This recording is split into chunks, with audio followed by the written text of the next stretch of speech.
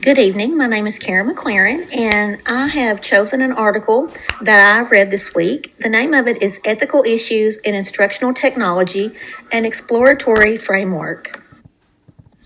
The purpose of this study is to explore a framework understanding for considering moral K through 12 instructional technology. One thing that I found very alarming in this article was the fact that school districts in the United States limit teachers' training in instructional methods that engage learners in discovery processes that prevent their empowering use of computers and tools. And with us living in the United States of America, you would think that we would put our education first and we would provide those trainings so that all educators, including ourselves, would know how to implement that into the classroom appropriately. The research talks about the digital divide and the moral responsibility.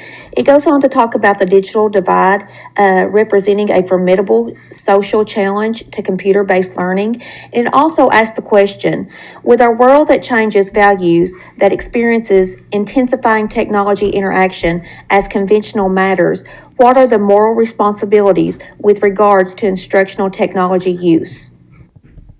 The researchers used observations among teachers within a K through 12 setting to see what their understanding of the 5 ethical continuas are in regards to technology-based empowerment and associated ethical issues. The study goes in depth about the 5 continuas. The first one is property. The second one is freedom of speech. The third one is privacy. The fourth one is accessibility. And the fifth one is accuracy. Even though the ethical themes were presented separately to the educators, the researchers found that the 5 ethical continuas overlapped one another and they interacted to comprise a mesh of dilemmas and misunderstandings.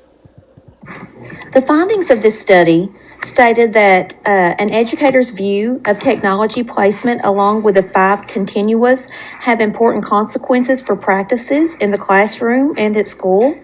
And through the empowerment of cooperative classrooms that invite regular, respectful discussions about the difficult ethical technology issues, educators built supportive communities that affirm the contextualized, related individual differences.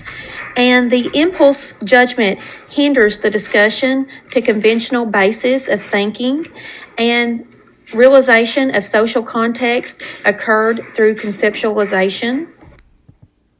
One takeaway from this particular study is the fact that we're in the year 2020 and we are still struggling to implement needed trainings to educators so we can educate our students.